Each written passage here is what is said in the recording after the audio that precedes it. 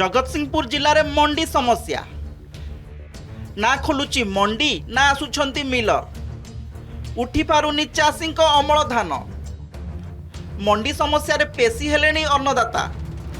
5 रु 7टी मंडी को छाड़देले अवशिष्ट मंडी आज पर्यंत उद्घाटन हो पारिनी।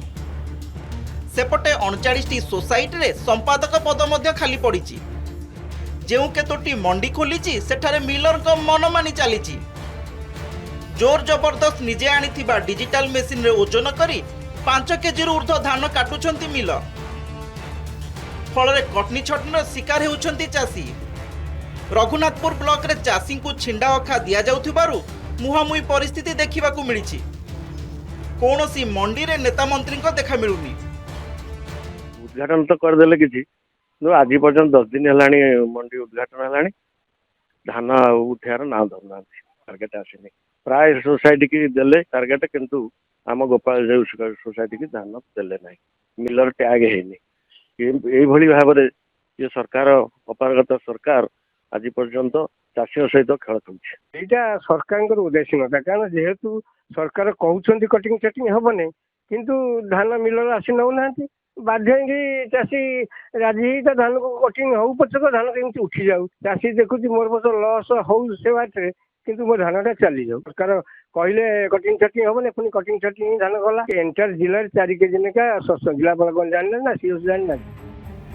सेपटे आलीपिंगल गोपालजीव सोसाइटी उद्घाटन हेबाकू 10 दिन अधिक हेलानी हेले खोला आकाश तले पड़ी बस्ता बस्ता धान अमल धान को किए घर भितर तो किए बारंडारे जगी बसी हेले मिलर को देखा नहीं फल बाध्य होई दलाल हाथ में कष्ट उपार्जित धान को टेकी दे अभावी बिक्री शिकार होउची चाषी। देखंतु किभली विलंबित राति रे बेपारी धान उठाउची अन्यपटे मंडी रे चाषी धान रहिबा स्थान रे गड़ुची मद बोतल जहाँ नंदीघोष टीवी कैमेरा रे कैद होईची। मंडी आज आरंभ हो गलानी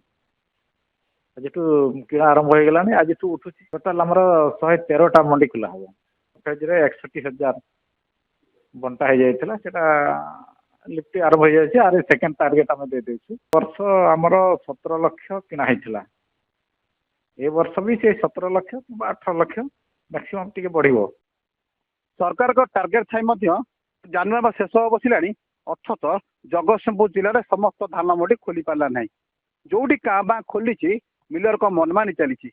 कटिंग छटिंग कथा कहतु छिंडा आखा कथा कहतु निजर कंटार धान उठे जिद धरती जहाँ नहीं मिलर और चाषी मध्य मुहां भी परिस्थिति सृष्टि है केबे स्वाभाविक अवस्था फेर मंडी चाषी धान उठी पार